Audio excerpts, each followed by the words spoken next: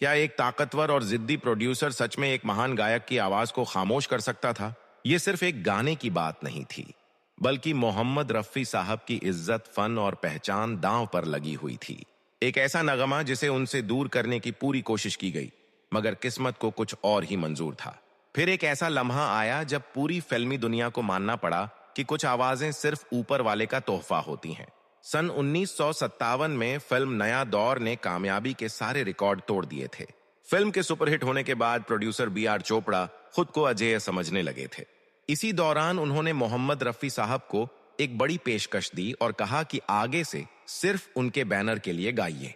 मगर रफी साहब ने बड़ी सादगी से जवाब दिया कि उनकी आवाज किसी एक कंपनी की नहीं बल्कि पूरी अवाम की अमानत है। रफी साहब के इस इनकार ने हालात बदल दी। चोपड़ा साहब ने मन ही मन ठान लिया कि अब वो एक नई आवाज को आगे लेकर आएंगे। इसी सोच के साथ महेंद्र कपूर को लगातार बड़े गाने मिलने लगे।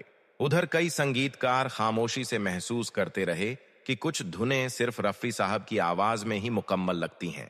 वक्त गुजरता गया, मगर मोहम्मद रफी साहब की सादगी और इज्जत कभी कम नहीं हुई। वो हमेशा अपनी मेहनत और अच्छे व्यवहार से लोगों का दिल जीत लेते थे। फिल्मी दुनिया के कई लोग जानते थे कि उनके जैसी सच्ची आवाज दोबारा मिलना आसान नहीं, लेकिन हालात ऐसे बन चुके थे कि कई खूबसूरत गाने उनसे दूर होते जा रहे थे। फिर आया साल 1965 और फिल्म वक्त पर काम शुरू हुआ।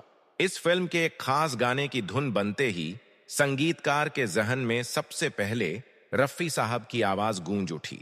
उन्होंने साफ कह दिया कि अगर ये नगमा रफी साहब नहीं गाएंगे तो इसकी रूह अधूरी रह जाएगी। ये बात सुनते ही पूरे माहौल में एक अजीब सी खामोशी छा गई। जब प्रोड्यूसर ने उस धुन को दोबारा सुना तो उन्हें एहसास हुआ कि कुछ फैसले सिर्फ जिद से नहीं लिए जा सकते। आखिरकार उन्होंने मोहम्मद रफी साहब से दोबारा संपर्क करने का फैसला किया।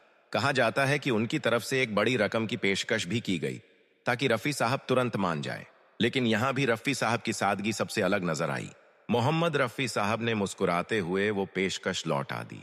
उन्होंने कहा कि वो सिर्फ अपनी सामान्य फीस लेंगे क्योंकि फन को दौलत से नहीं तौला जा सकता। ये अल्फाज सुनकर वहां मौजूद लोग हैरान रह गए, क्योंकि उस दौर में ऐसी सोच बहुत कम देखने को मिलती थी। उनकी यही सादगी आज भी लोगों के दिलों में उन्हें जिंदा रखती है। जब वो यादगार गाना रिकॉर्ड हुआ तो स्टूडियो का माहौल पूरी तरह बदल चुका था। हर इंसान महसूस कर रहा था कि वो किसी साधारण रिकॉर्डिंग का नहीं बल्कि एक इतिहास का हिस्सा बन रहा है। बाद में खुद प्रोड्यूसर ने भी मान लिया कि दौलत से बहुत कुछ खरीदा जा सकता है, मगर मोहम्मद रफी जैसी आवाज दोबारा पैदा नहीं की जा सकती। इसीलिए आज भी रफी साहब का नाम मोहब्बत, सादगी और अमर संगीत की पहचान माना जाता है। यार दोस्तों, मोहम्मद रफ़ी साहब इतनी सादगी वाले इंसान थे कि उन्हें पैसों का कोई भी लालच नहीं था। वो जो भी काम करते थे वो आवाम को खुश करने के लिए करते थे, ना कि किसी को दुख देने के लिए करते थे। वो ना एक अच्छे गायक थे बल्कि एक बहुत बड़े अच्छे नेक दिल इंसान भी थे, जिसने लाखों दिलों को अपनी सादगी से मुतासर किया। आप उसकी जो भी तस्वीर देखोगे वो हंसते हुए नज़र ही आपको आएंगे।